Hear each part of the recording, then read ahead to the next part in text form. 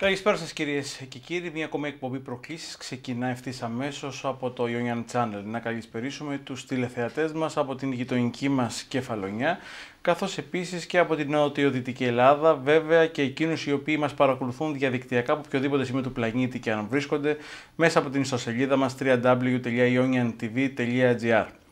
Πόλος έλξης έχει καταστεί, κυρίες και κύριοι, το τελευταίο χρονικό διάστημα το νησί μας. Πόλος έλξης όμως πολιτικής και όχι τουριστικής, αφού είναι πολλοί εκείνοι οι βουλευτές των κομμάτων οι οποίοι επιλέγουν τη Ζάκυνθο κάνοντας τις δικές τους εξορμήσεις.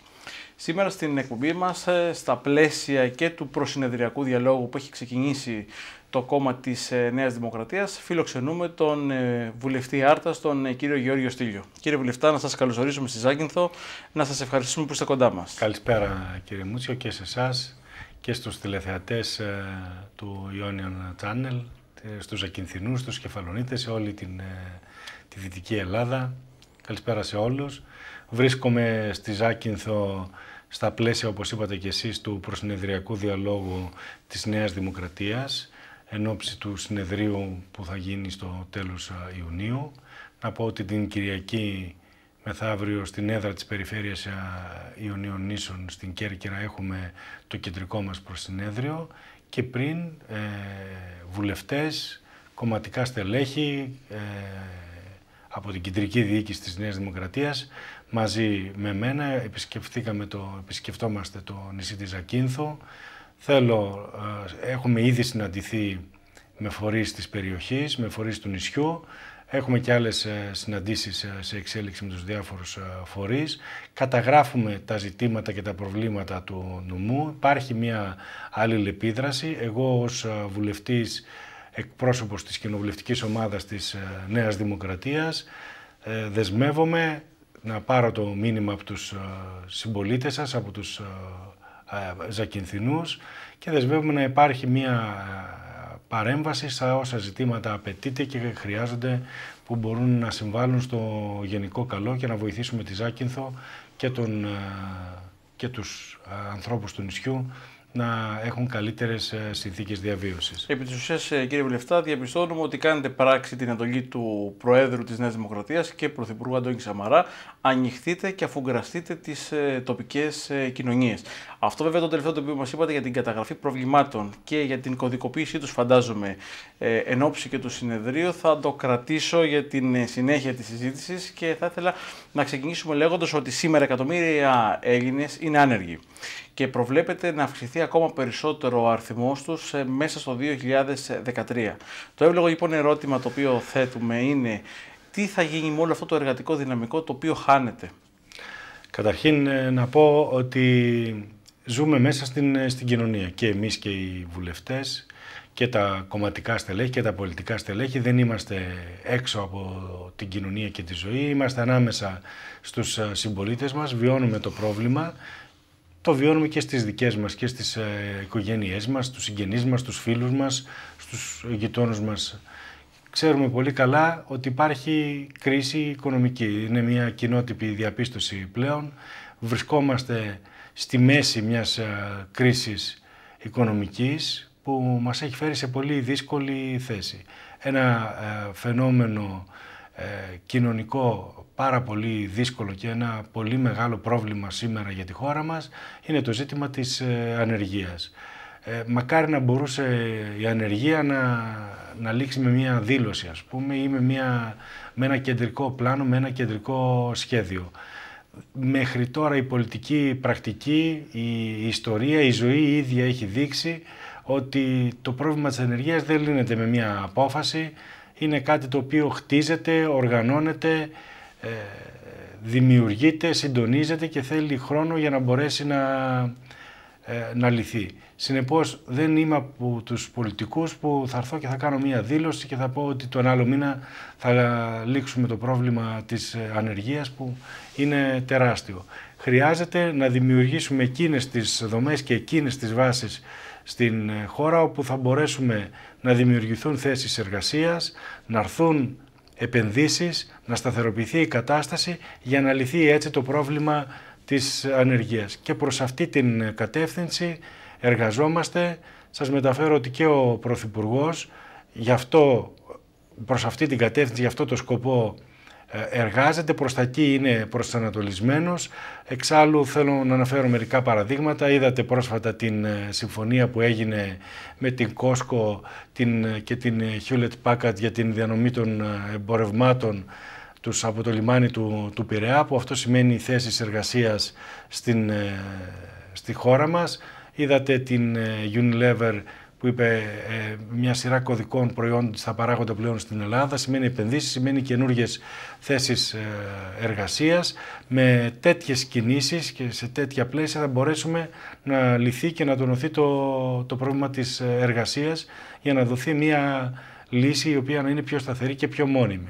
Βέβαια υπάρχουν από την πολιτεία και από το κράτος βοηθήματα, όπως είναι τα διάφορα προγράμματα που κινούνται μέσα από τον ΟΑΕΔ, τον Οργανισμό Απασχόλησης Εργατικού Δυναμικού, όπου είτε με τη μορφή της μαθητείας, είτε με τη μορφή της απασχόλησης για ένα χρονικό διάστημα, δίνεται είτε με τη μορφή της κατάρτισης, δίνεται ένα μικρό βοήθημα για ένα χρονικό διάστημα, ώστε να αποκτήσουν νέοι τα απαραίτητα εκείνα εφόδια για να μπορούν να είναι πιο καλοί και να μπορούν πιο εύκολα να βρουν δουλειά. Ωστόσο, κύριε Βουλευτά, βλέπουμε ότι το πρόβλημα αντιμετωπίζουν όχι μόνο οι νέοι, όχι μόνο οι άνεργοι, αλλά όλα τα στρώματα, τα μικρομεσαία κατά κύριο λόγο του ελληνικού λαού. Βλέπουμε όμως ότι η κυβέρνηση προς αυτή την κατεύθυνση, μάλλον με κάποια τρίκ, να μου επιτρέψει τον όρο, προσπαθεί να τα αντιμετωπίσει, με την έννοια, ας πούμε, βλέπουμε ότι το ΕΤΙΔΕ, το γνωστό μας χαράτσι, βλέπουμε ότι μετονομάζεται σε ενιαίο φόρο, ο οποίος θα εξακολουθήσει όμως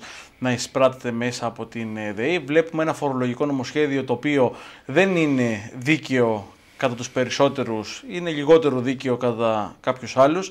Βλέπουμε όμως ότι οι εξαγγελίες του Πρωθυπουργού ότι δεν θα υπάρξουν άλλα μέτρα, θα υπάρξουν ελαφρύνσεις, θα υπάρξει ανάπτυξη, μέχρι αυτή τη στιγμή τουλάχιστον, και σε λίγους μήνες συμπληρώνουμε και ένα χρόνο από την διακυβέρνηση, δεν βρίσκουν απήχηση.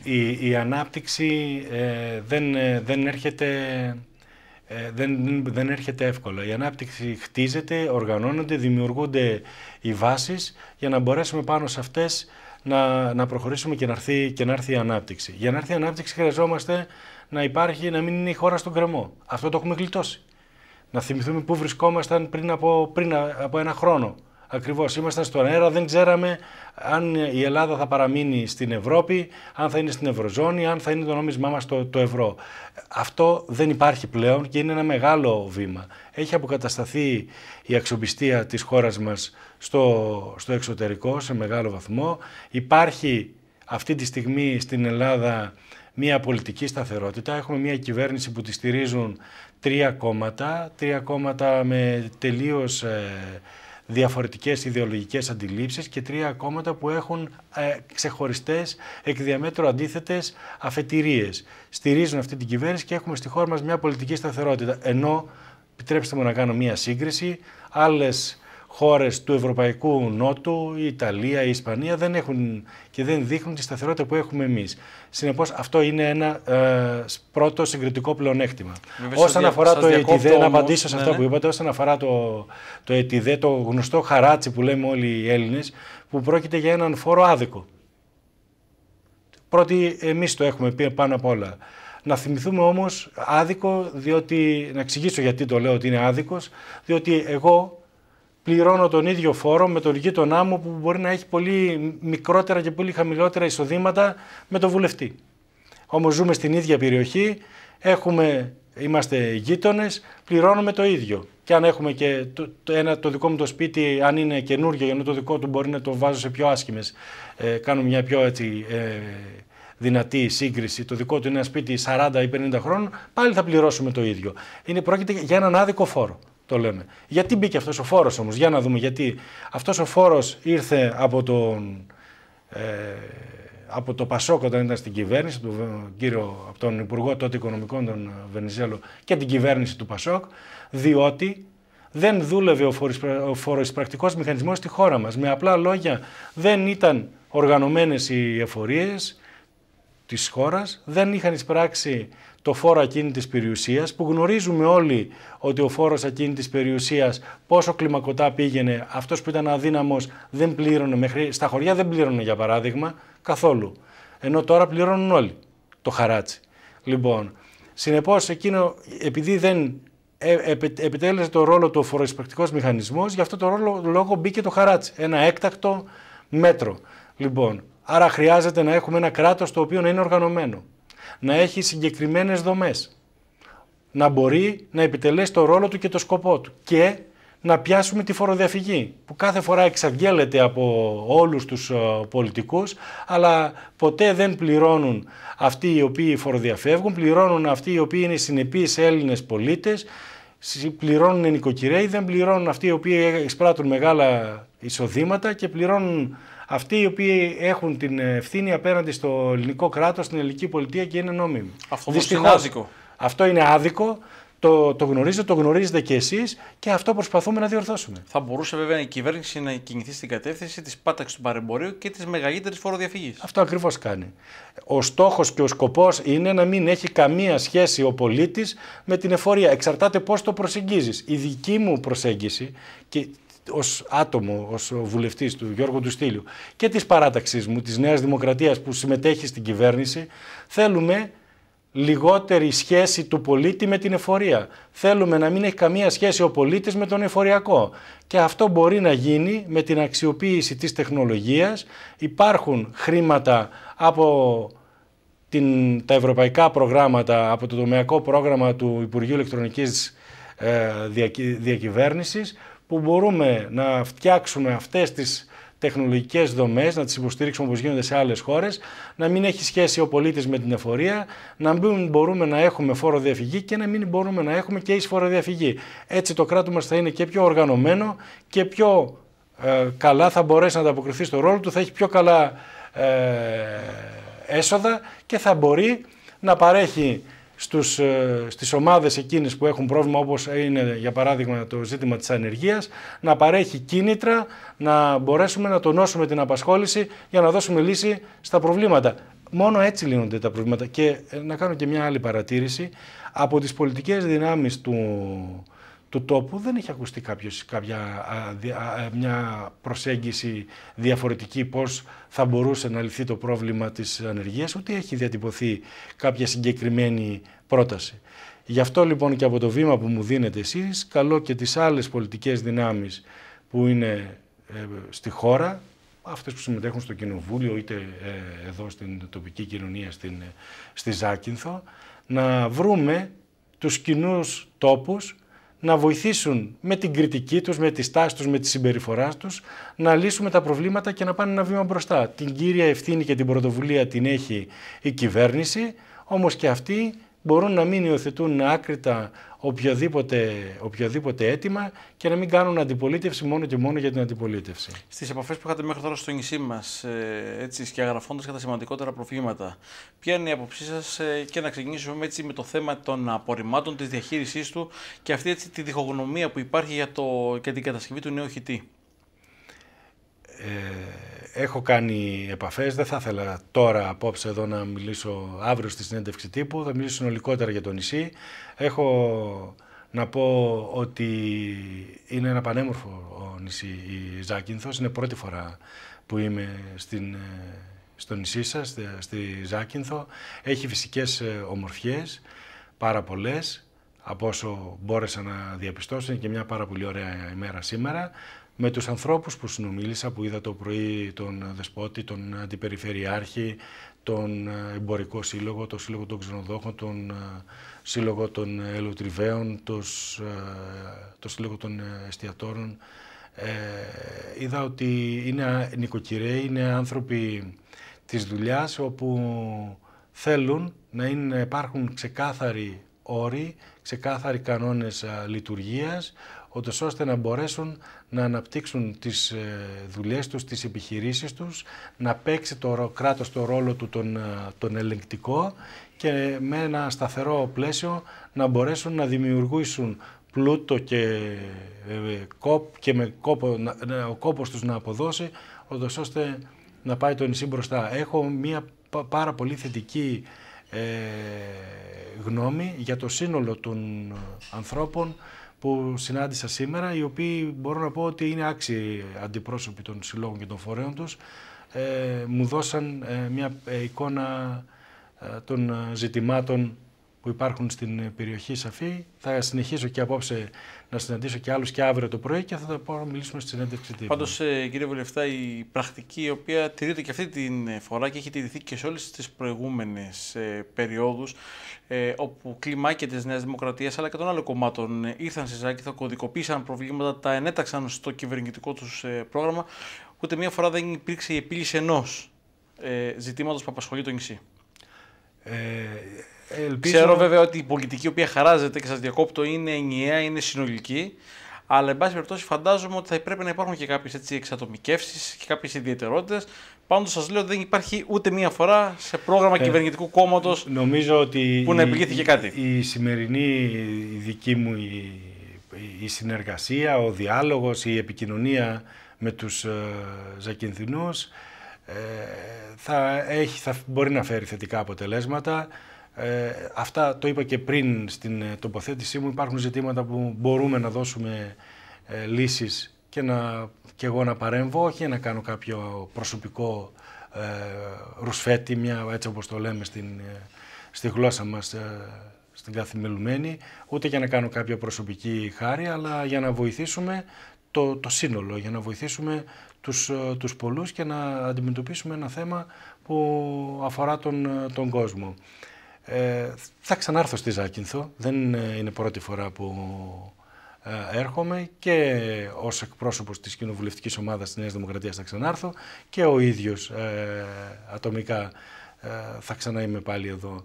Εγώ έχω να σας πω ότι υπάρχουν συγκεκριμένα εργαλεία χρηματοδοτικά, τα οποία είμαστε υπεύθυνοι όλοι μας, πρώτα απ' όλα η κυβέρνηση, να τα εκμεταλλευτούμε και να τα χρησιμοποιήσουμε. Και μιλώ πάρα πολύ συγκεκριμένα για το ΕΣΠΑ, είτε πρόκειται για τα έργα που είναι ενταγμένα μέσα στο ΕΣΠΑ, είτε πρόκειται για τις χρηματοδοτήσεις που μπορούν να αξιοποιήσουν κάποιοι από το ΕΣΠΑ. Μιλώ για το πρόγραμμα του Αλέξανδρος Μπαλτατζής, που είναι το πρόγραμμα για την ανασυγκρότηση της υπαίθρου και αφορά τον πρωτογενή τομέα και τον αγροτικό κόσμο της κτηνοτροφίας και της γεωργίας. Όπως επίσης υπάρχει και το επιχειρησιακό πρόγραμμα αλληλείας, που είναι χρήματα ευρωπαϊκά. Ξέρετε ότι η συμμετοχή ελληνική είναι της τάξης του 5%, το 95% είναι χρήματα από την Ευρώπη, και μάλιστα είναι και μπροστοβαρές, όπως έχουμε πει. Δηλαδή πρώτα απορροφούμε τα χρήματα της Ευρώπης και η δικιά μας συμμετοχή θα έρθει στο τέλος.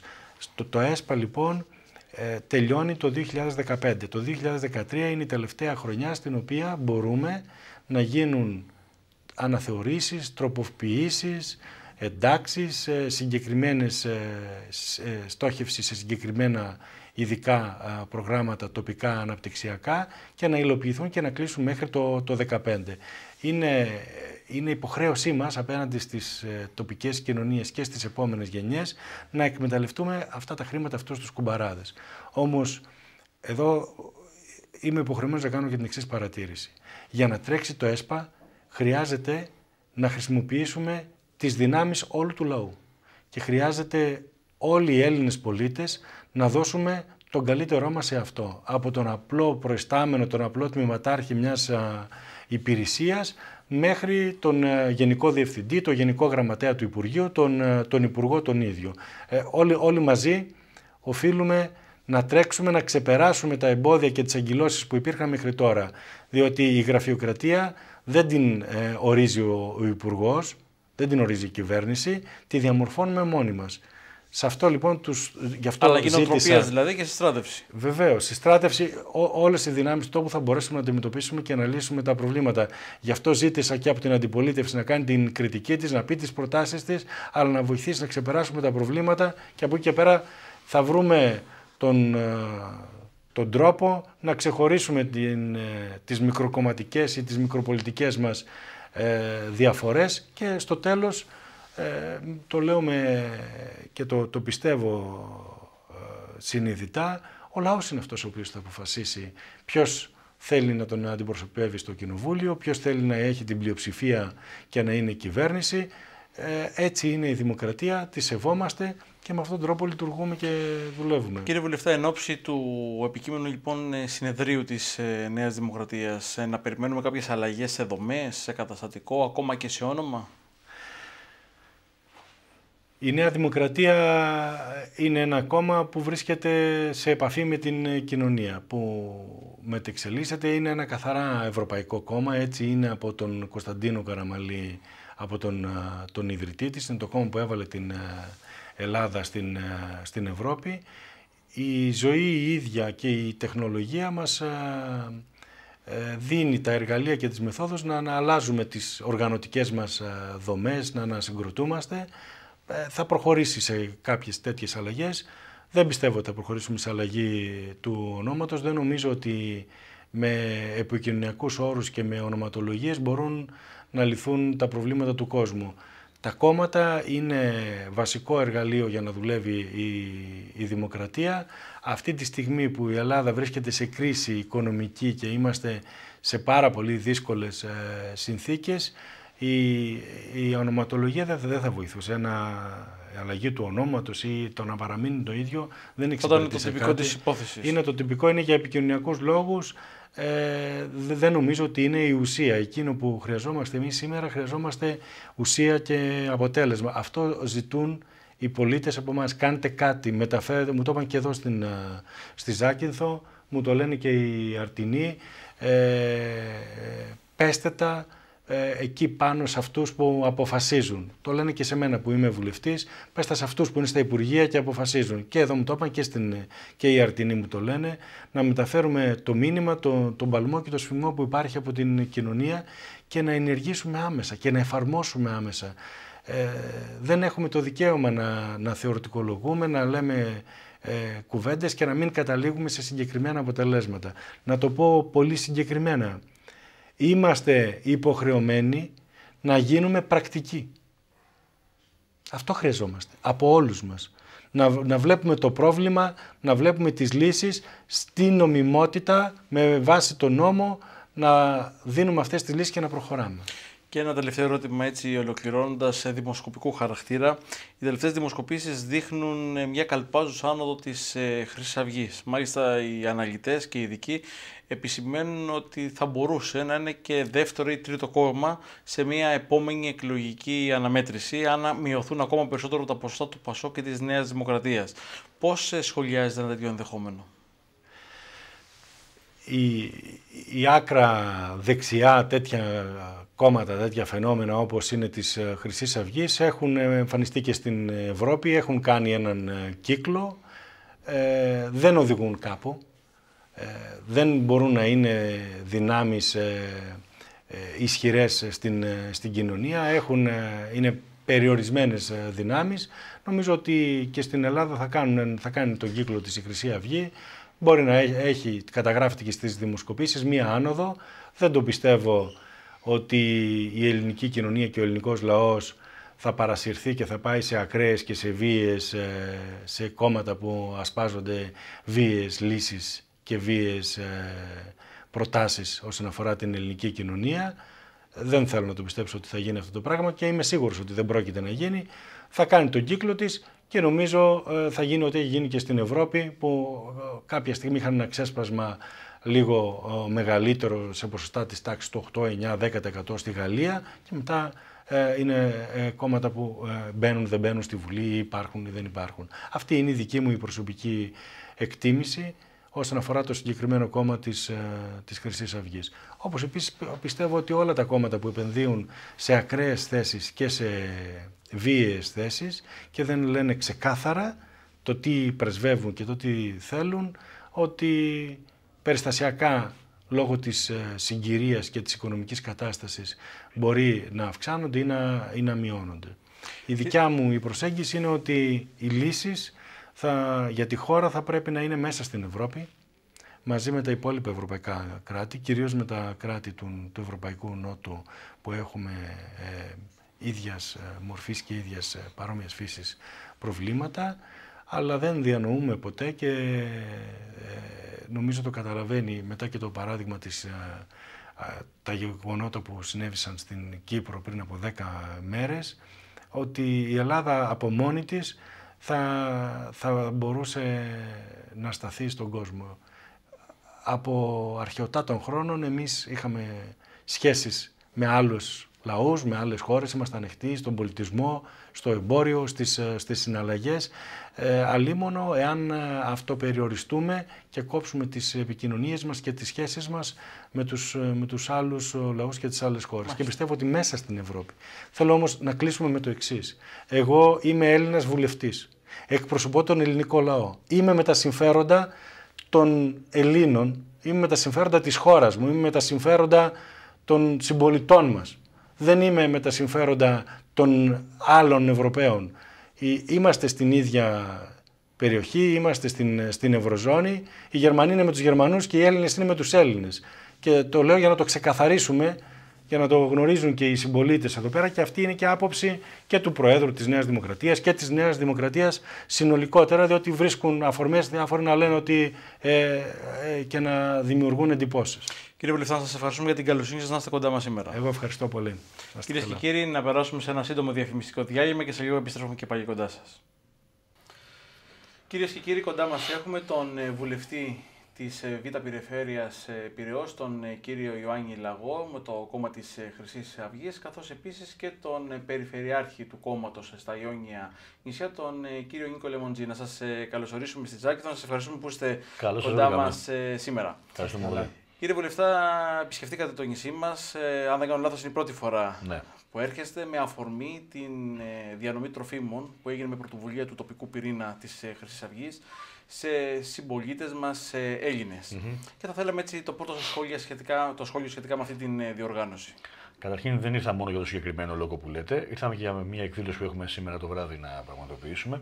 Αλλά όσον αφορά, πολύ σωστά τονίσατε το θέμα της διανομής τροφίμων, να τονίσω καταρχήν ότι είμαστε στη δυσάρεστη θέση σαν Χρυσή Αυγή να μοιράζουμε τρόφιμα στους συμπολίτες μας. Δυστυχώς εκεί φτάσανε τον Έλληνα πολίτη να χρειάζεται τρόφιμο προκειμένου να ζήσει αξιοπρεπώς στην οικογένειά του. Είναι μια πολύ δυσάρεστη θέση για μας και δεν ευχαριστιόμαστε με αυτό το οποίο γίνεται. Απ' την άλλη, είναι μια προεκλογική υπόσχεση που είχε δώσει η Χρυσή Αυγή και είχαμε πει ότι εμείς αυτό το πράγμα θα το πραγματοποιήσουμε. Τα χρήματα, τα κλεμμένα που δίνουν μέσα στο Ελληνικό Κοινοβούλιο, στα κόμματα αυτά τα οποία διέσυραν την Ελλάδα όλα αυτά τα χρόνια, εμείς θα τα γυρίσουμε πίσω. Με άμεσο τρόπο στον Έλληνα πολίτη. Αυτός είναι ένας τρόπος από αυτό που κάνουμε. Επίσης, θα ήθελα να πω ότι η διαδικασία του να υπάρχουν αντιδράσεις από αριστερίστικα κόμματα, από αριστερίστικες οργανώσεις για αυτό το οποίο κάνουμε εμείς, είναι πραγματικά γελίο και τραγικό. Ας τους κρίνει ο κάθε Έλληνας πολίτης. Τέτοια φαινόμενα φαντάζομαι θα συναντάτε και σε άλλες περιοχές της Ελλάδος και εντάσσονται σε κάποιο έτσι πλαίσιο του να ρίξουν λάσπη στο κόμμα σας. Το βλέπετε ολοκάθαρα. Το βλέπει ο κάθε ένας πολίτης. Ναι, γίνεται και σε άλλες περιοχές της Ελλάδος. Είναι τρομακτικό, σας λέω και πάλι, να αντιδρούν κάποιοι γιατί η Χρυσή Αυγή δίνει τρόφιμα. Είναι τρομακτικό να έρχονται να προπυλακίζουν συνανθρώπους μας γιατί θέλουν να πάρουν τρόφιμα για να τα πάνε στο σπίτι τους και στην οικογένειά τους. Φυσικά στη Χρυσή Αυγή δεν περνάνε αυτά. Να το ξεκαθαρίσουμε και αυτό. Εμείς θα κάνουμε ό,τι θέλουμε μέσα στα νόμιμα πλαίσια που έχουμε και τρόφιμα θα δώσουμε και τις δράσεις μας θα κάνουμε και τις κινητοποιήσεις μας όλες. Αλλά είναι, σας λέω και πάλι, δεν έχω λόγια άλλα να το περιγράψω αυτό που γίνεται. Ήρθα πριν από λίγες ώρες στο νησί σας και πήγα κατευθείαν στα γραφεία μας, στα οποία γινόταν η διανομή των τροφίμων και αυτό που συνάντησα με εξόργησε για άλλη μια φορά. Το έχω δει και αλλού βέβαια, αλλά με εξόργησε πάλι εδώ πέρα. Ένα ασκέρι γελίων ανθρώπων, τραγικών ανθρώπων, κάτι τραγικές φιγούρες να είναι εκεί πέρα και να λένε, ξέρω εγώ, να μην παίρνει τρόφιμα ο κόσμος από εκεί. Φυσικά ο λαός του Ζακίνθου και ο κόσμος του Ζακίνθου δυστυχώς, επαναλαμβάνω και πάλι, τους έγραψε το παλιό το παπούτσι γιατί έχει ανάγκη και ήρθε να πάρει τρόφιμα από τη Χρυσή Αυγή γιατί μόνο αυτή του δίνει. Μάλιστα. Να περάσουμε, κυρίες και κύριοι, να δούμε ένα μικρό βίντεο από την επίσκεψη του κυρίου Λαγού στα γραφεία της Χρυσής Αυγής και την διανομή τροφίμων που πραγματοποιήθηκε στο νησί μας. Πιστεύω να πάμε τα πράγματα καλά, να ξανακάνουμε πάλι. Πόσους περιμένετε, κύριε Λάπο, περίπου?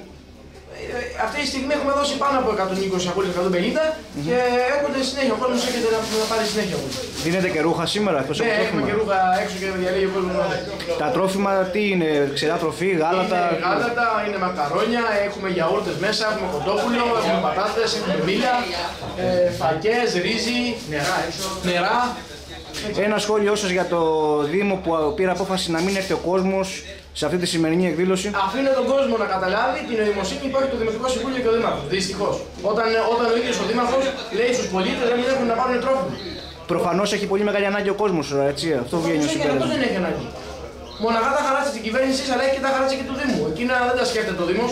Νομίζω ότι εμείς κάνουμε κακό στον κόσμο. Θα θέλαμε να ευχαριστήσουμε τους πολίτες για τα πράγματα που προσέφεραν και τους καταστηματάρχες, γιατί είχαμε πράγματα και από καταστηματάρχες που μας βοηθήσανε και μας βοηθήσαν να πραγματοποιήσουμε αυτή τη διανομή, με την οποία μπορούμε και εμείς να βοηθήσουμε τον κόσμο σε αυτές τις δύσκολες στιγμές που περνάει. Επίσης θέλω να καταδικάσω τις τσαθλιότητες άλλων κομμάτων και του Δημάρχου, οι οποίοι προτρέπουν τον κόσμο να μην έρθει να πάρει τρόφιμα, λες και είμαστε το υπέρτατο κακό. Για τη διαδήλωση που γίνεται, τι να πούμε. Δηλαδή, είναι η αστιότητα σε όλο το μεγαλείο. Η Χρυσή Αυγή Ζακίνθου αυτή τη στιγμή μοιράζει τρόφιμα στους Έλληνες συμπολίτες μας, που δυστυχώς δοκιμάζονται στην καθημερινότητα, και οι διεθνιστές αριστεριστές έχουν έρθει για να σταματήσουν και καλά αυτή τη διανομή τροφίμων. Φυσικά δεν πρόκειται να γίνει αυτό. Έχουμε δώσει πάνω από 150 σακούλες με τρόφιμα στους συμπολίτες μας και θα συνεχίσουμε. Όσον αφορά την επίσκεψη, έχει να κάνει με την πρόσκληση που δέχτηκα από την τοπική της Ζακίνθου και ήρθαμε πολύ μεγάλη ευχαρίστηση να δούμε τους συναγωνιστές μας εδώ. Κύριε Λιμοντζή, μετά και το βιντεάκι το οποίο παρακολουθήσαμε από την δράση σας στο νησί μας, θα θέλαμε έτσι και το δικό σας σχόλιο και για τις κατά καιρούς τέτοιες δράσεις που οργανώνει ο Πυρήνας στο νησί μας. Το δικό μου σχόλιο είναι πάρα πολλά συγχαρητήρια στους συναγωνιστές και σε όλους τους ανθρώπους οι οποίοι μπορούν σε αυτούς τους δύσκολους καιρούς που διανύουμε να παρέχουν, να δώσουν κάτι για το συμπολίτη τους. Γιατί όπως θα ξέρετε, εκτός από τα τρόφιμα που αγοράζει η Χρυσή Αυγή προκειμένου να τα διανύμει, βασιζόμαστε πάρα πολύ και στον εθελοντισμό. Πάρα πολλοί συναγωνιστές προσφέρουν ό,τι μπορούν προκειμένου να ανακουφίσουν όσο αυτό είναι δυνατό, γιατί όπως είπα και πριν είναι πολύ δύσκολη καιρή, τον Έλληνα συμπολίτη μας. Απολύτως κατανοητό. Τώρα, όσον αφορά την αντισυγκέντρωση, είναι τουλάχιστον αστείο. Φεδρό και συνάμα τραγικό. Διότι δεν είναι δυνατόν να απειλούν με οποιοδήποτε τρόπο Έλληνες αναξιοπαθούντες, Έλληνες που δεν έχουν τη δυνατότητα να πάρουν το γάλα για το παιδί τους, να τους απειλούν με ξυλοδαρμούς, να τους προπυλακίζουν, διότι θα πάνε να πάρουν από τη Χρυσή Αυγή τρόφιμα. Τελικά, τρόφιμα μπορούν να δίνουν μόνο σε λαθρομετανάστες και σε όλους τους υπόλοιπους που μας έχουν κουβαλήσει εδώ πέρα. Ο Έλληνας δεν μπορεί, δεν έχει δικαίωμα να βοηθηθεί. Αυτό είναι το πλάνο που έχουν. Έτσι θέλουν να κρατήσουν την Ελλάδα. Κύριε Βουλευτά, υπάρχουν κάποιες φωνές οι οποίες λένε ότι υπάρχει σήμερα κενό δημοκρατίας, υπάρχει κενό εξουσίας και ότι αυτό το κενό έρχεστε εσείς σαν κόμμα να συμπληρώσετε με αυτές τις δράσεις και για αυτόν τον τρόπο έχετε καταφέρει όχι μόνο την είσοδό σας στην Βουλή αλλά και την δημοσκοπική άνοδό σας. Συμφωνείτε με αυτή την άποψη? Ότι υπάρχει κενό στη δημοκρατία και ότι υπάρχει μια κατάσταση που είναι άνευ σχολείων για την Ελλάδα, βεβαίως και υπάρχει. Η κατάσταση είναι εξωφρενική. Τα βλέπετε κι εσείς, τα βλέπει ο κάθε Έλληνας πολίτης. Από εκεί πέρα η Χρυσή Αυγή κάνει ακριβώς αυτά που έλεγε εδώ και 25 χρόνια. Είναι η γραμμή της αυτή. Ήμασταν πάντα υπέρ του Έλληνα πολίτη, ήμασταν πάντα υπέρ των εθνικών θέσεων. Ήμασταν αυτοί που φωνάζαμε εδώ και 25-30 χρόνια ότι η Ελλάδα έχει κοιτάσματα πετρελαίου, έχει υδρογονάνθρακες, έχει τα πάντα. Απλά κάποιοι δεν το πείσαν ότι μας έλεγαν τότε φεδρούς και αστείους. Σήμερα έρχονται όλοι στα δικά μας λόγια. Η κατάσταση, ναι, έχει ξεφύγει στην Ελλάδα και η Χρυσή Αυγή, επαναλαμβάνω, είναι το μοναδικό ελληνικό κόμμα το οποίο βοηθάει Έλληνες συμπολίτες μας. Είμαστε περήφανοι γι' αυτό, είμαστε πολύ χαρούμενοι γι' αυτό και θα συνεχίσουμε να το κάνουμε σε ακόμα πιο αυξανόμενο ρυθμό. Έχουν περάσει περίπου 8 μήνες από την στιγμή που η Χρυσή Αυγή μπήκε στην Βουλή και θα μπορούσαμε να βγάλουμε έτσι κάποιο πρώτο συμπέρασμα. Ποιο είναι σχετικά με το θεσμό του βουλευτή και τον τρόπο που δραστηριοποιείστε μέσα στο Κοινοβούλιο? Η κατάσταση είναι πιο γελία από ό,τι υπολογίζαμε. Πριν μπούμε στη Βουλή, κατηγορούσαμε το γεγονός αυτό και λέγαμε ότι τα πράγματα δεν είναι καλά από ό,τι τα βλέπαμε έξω από τη Βουλή και βλέποντας το πώς γίνονται. Μπαίνοντας μέσα στη Βουλή, σας το λέω με ευθύνη των λεγόμενων με αυτό το πράγμα, είναι πολύ πιο αστεία τα πράγματα. Καταρχήν, να σας τονίσω κάτι για να το ξέρει και ο κόσμος να μαθαίνει: δεν υπάρχει κανένας κοινοβουλευτικός έλεγχος. Η Χρυσή Αυγή καταθέτει συνεχώς ερωτήσεις, επίκαιρες ερωτήσεις και ο κάθε βουλευτής, όταν κρίνει ότι αυτό που τον ρωτάμε δεν μπορεί να απαντηθεί, δεν έχει να μας απαντήσει κάτι πάνω σε αυτό, πολύ απλά δεν εμφανίζεται. Είναι η πάγια τακτική τους. Δεν υπάρχει κοινοβουλευτικός έλεγχος. Ο Πρωθυπουργός της χώρας δεν εμφανίζεται ποτέ στη Βουλή. Οι βουλευτές του δεν μας απαντάνε στα ερωτήματα και το παιχνίδι το οποίο παίζεται είναι κομμένο και ραμμένο στα μέτρα τους. Είναι αδιανόητο αυτό που συμβαίνει. Επίσης, τα προνόμια των βουλευτών το έχουμε τονίσει πριν μπούμε στη Βουλή, το τονίζουμε και τώρα, για μας είναι απαράδεκτα. Να τονίσω ότι λόγω της Χρυσής Αυγής έχουν γίνει μεγάλες μειώσεις στους βουλευτές, λόγω της εισόδου της Χρυσής Αυγής και της επιμονής μας πάνω σε αυτό το κομμάτι, επειδή τους γελιοποιήσαμε μπροστά στον ελληνικό λαό, αλλά και πάλι τα χρήματα που παίρνει ο Έλληνας βουλευτής και τα προνόμια τα οποία έχει είναι προκλητικά. Επίσης, να τονίσω κάτι άλλο σημαντικό, ότι τώρα που μιλάμε θα δοθούν το 2013 11 εκατομμύρια ευρώ στα πολιτικά κόμματα. Δεν επιτρέπεται αυτό το πράγμα. Η Χρυσή Αυγή είναι η πρώτη που λέει ότι τα χρήματα αυτά δεν πρέπει να τα πάρουμε. Εμείς δεν τα παίρνουμε. Να τονίσουν όλα τα κόμματα ότι το θέλουν αυτό και εμείς θα είμαστε οι πρώτοι που θα τα δώσουμε πίσω. Ωστόσο, ακούμε συναδέλφους σας βουλευτές οι οποίοι λένε ότι ο μισθός δεν επαρκεί για τις υποχρεώσεις τις οποίες έχει ένας βουλευτής σήμερα. Φανταστείτε πόσο μακριά είναι από τον Έλληνα πολίτη. Οι άνθρωποι αυτοί παίρνουν 7,5 με 8.000 ευρώ και ισχυρίζονται, συν τα άλλα προνόμια, συν τα τηλέφωνα τα δωρεάν που έχουν, συν τα αυτοκίνητα τα δωρεάν που έχουν, και οι άνθρωποι αυτοί ισχυρίζονται ότι δεν τα βγάζουν πέρα. Σας επαναλαμβάνω και πάλι, φανταστείτε πόσο μακριά είναι. Εμείς έχουμε ζητήσει το ποσό που θα παίρνει ένας Έλληνας βουλευτής να πάει γύρω στα 2.500. Μπορεί να ζήσει αξιοπρεπέστατα και να κάνει τις δουλειές του όλες. Τα υπόλοιπα 5.000, 5.500 που περισσεύουν να γίνονται σε ένα δημόσιο κορβανά, να το πω έτσι, και να δίνονται σε αναξιοπαθούντες Έλληνες πολίτες. Το έχουμε πει, το λέμε και θα συνεχίσουμε να το λέμε. Και αν μας δοθεί δυνατότητα κάποτε, εμείς θα το πράξουμε. Φαντάζομαι βέβαια ότι θα αντιληφθούν τότε ότι με τα 2.500 μισθό θα αντιστοιχεί στο μισθό 4 Ελλήνων εργαζομένων. Σας είπα, είναι φοβερό αυτό που το οποίο λέγεται. Εσείς τα βλέπετε έξω αυτή τη στιγμή και τα ακούτε. Εμείς τα βλέπουμε και μέσα. Δεν πιστεύουμε στα αυτιά μας και δεν πιστεύουμε στα μάτια μας σε αυτά που βλέπουμε. Είναι τρομακτικά. Να λένε ότι δεν τους φτάνουν 7.500 ευρώ. Τι λένε οι άνθρωποι. Σας λέω, δεν έχουν καμία σχέση με τον απλό Έλληνα πολίτη. Και ωστόσο, βέβαια, να πούμε ότι και μέχρι σήμερα δεν έχουμε δει και κάποιον πολιτικό να πηγαίνει στη φυλακή, και όχι να πηγαίνει απλά στη φυλακή, αλλά να επιστρέφει και τα χρήματα τα οποία θα έπρεπε να επιστρέψει. Ακριβώς. Ακούστε, κύριε Μουτσιό, το να πάει κάποιος φυλακή είναι ένα βήμα θετικό, βέβαια, να γίνει για όλους που τα έχουν κάνει και όχι για έναν, γιατί έχουν φάει από το 1974 και μετά ένας πολύ μεγάλος, τρομακτικά μεγάλος αριθμός βουλευτών και πολιτικών έχουν φάει χρήματα, τα λεφτά του Έλληνα Κοσμάκη. Να πάνε φυλακή και το ζητούμενο αυτό που είπατε κι εσείς, να επιστραφούν τα χρήματα μέσα. Όχι να τα αφήσει στα παιδιά του και στα εγγόνια του τα χρήματα που έχει κλέψει. Μάλιστα. Οι ετικέτες οι οποίες κατά καιρούς, έτσι ακούμε και εμείς, διαβάζουμε, μη σας βάζουν κάποιοι σαν ακροδεξιούς, σαν σκληρούς της δεξιάς, είναι όροι που δέχεστε? Είμαστε Έλληνες εθνικιστές, το έχουμε τονίσει κατά επανάληψη. Είμαστε Έλληνες πατριώτες, αγαπάμε την πατρίδα μας, σηκώνουμε ψηλά και υπερήφανα την ελληνική σημαία σε όλη τη ζωή μας, σε όλη τη διάρκεια της ύπαρξης της Χρυσής Αυγής, και αυτό συνεχίζουμε να κάνουμε. Από εκεί και πέρα, ας λέει ο καθένας ό,τι θέλει. Δεν μας νοιάζει. Μας έχουν χαρακτηρίσει ότι είμαστε υπέρ της Εκκλησίας. Έχουν χαρακτηρίσει ότι είμαστε σατανιστές. Μας έχουν πει ότι είμαστε πολύ σκληροί, μας έχουν πει ότι είμαστε πολύ μαλακοί. Δεν μας απασχολεί καθόλου. Εμείς κάνουμε αυτό που θέλουμε να κάνουμε σαν Χρυσή Αυγή. Σας έχουν βέβαια το τελευταίο διάστημα χαρακτηρίσει ότι σας χρηματοδοτούν και βιομήχανοι και εργοστασιάρχες και μια σειρά από άλλους έτσι. Το ακούσαμε και αυτό. Λοιπόν, είναι αισχροί ψεύτες και συκοφάντες. Όποιος έχει την παραμικρή πληροφορία γι' αυτό, το παραμικρό στοιχείο γι' αυτό, να φέρει όνομα και να μας ξεφτυλίσει δημόσια.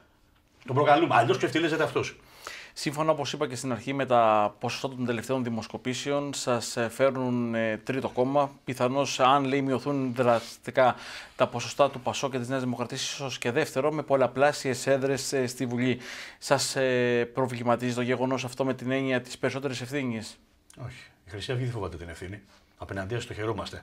Και επειδή βλέπουμε, σας λέω και πάλι, την θλίψη που επικρατεί στον ελληνικό λαό και την κατάντια που έχει πέσει η Ελλάδα, δυστυχώς, ευχόμαστε να γίνει μια ώρα αρχίτερα αυτό που πρέπει να γίνει. Θα ξεκαθαρίσουμε πιο γρήγορα.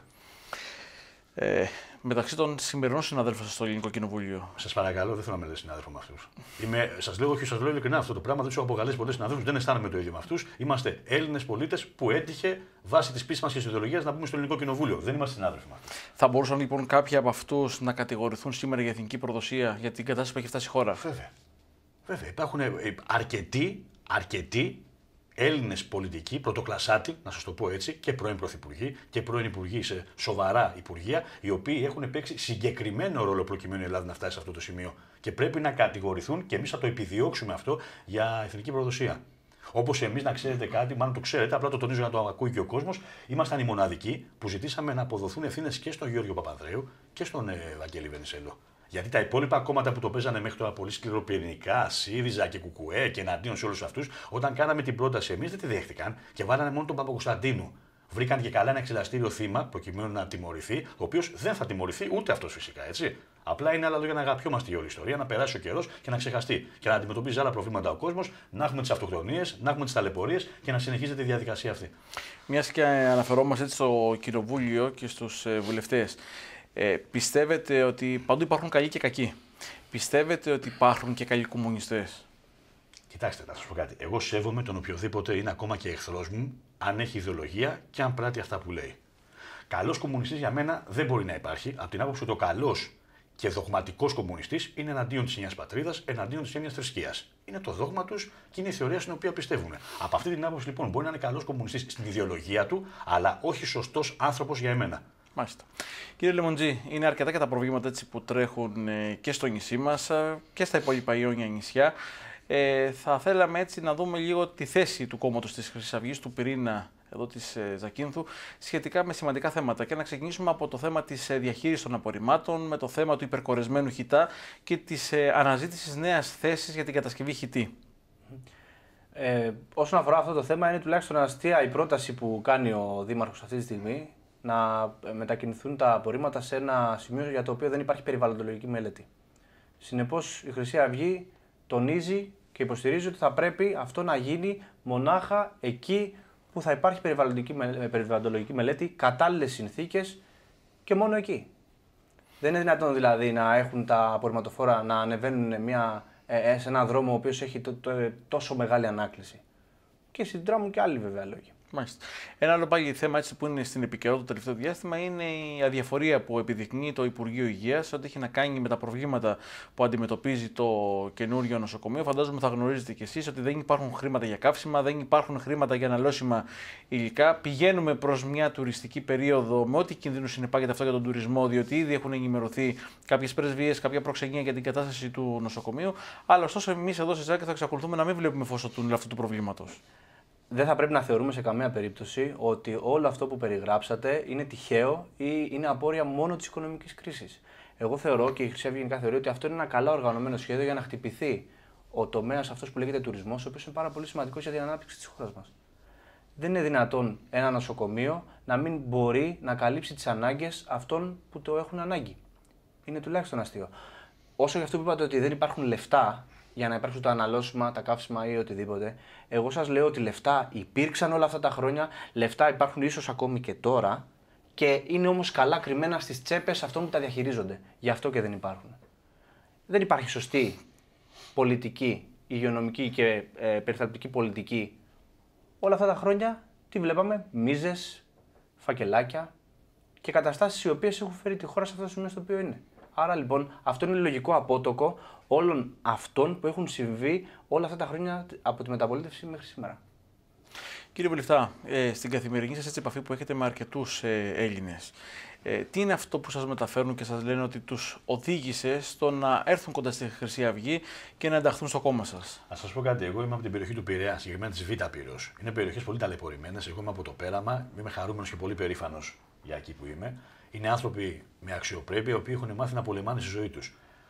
Αυτό που έχουμε δει και στην περιοχή της Β' Πύρος, αλλά και σε άλλες περιοχές φυσικά, γιατί τα προβλήματα πλέον είναι ίδια, δεν διαχωρίζονται οι περιοχές, είναι ότι αναγνωρίζουν ότι οι προεκλογικές μας υποσχέσεις ισχύουν, αναγνωρίζουν ότι δεν την έχουμε δει και εμείς, να το πω έτσι λαϊκά, βουλευτές, πολιτικοί, οτιδήποτε άλλο, μαχόμασταν και μαχόμαστε με τον ίδιο ρυθμό.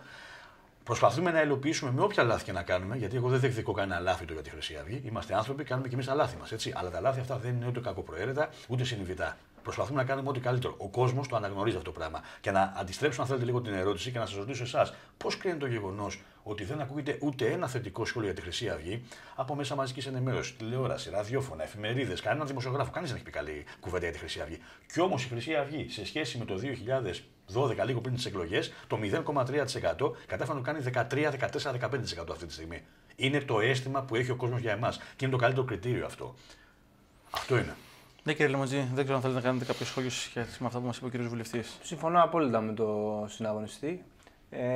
Πραγματικά ο κόσμος βλέπει ότι όσα είπαμε προεκλογικά, όλα όσα λέμε όλα αυτά τα χρόνια, τα τηρούμε και μετεκλογικά. Και αυτό σίγουρα δείχνει ότι έχουμε μια συνέπεια λόγων και έργων. Σε αντίθεση με όλους αυτούς που όλα αυτά τα χρόνια υπόσχονται, λένε, τάζουν και τι κάνουν? Το μόνο που κάνουν είναι να τα τσεπώνουν και να πηγαίνουν στα σπίτια τους. Να δημιουργούν τεράστιες περιουσίες και τελικά να μην τιμωρείται κανείς από όλο αυτό.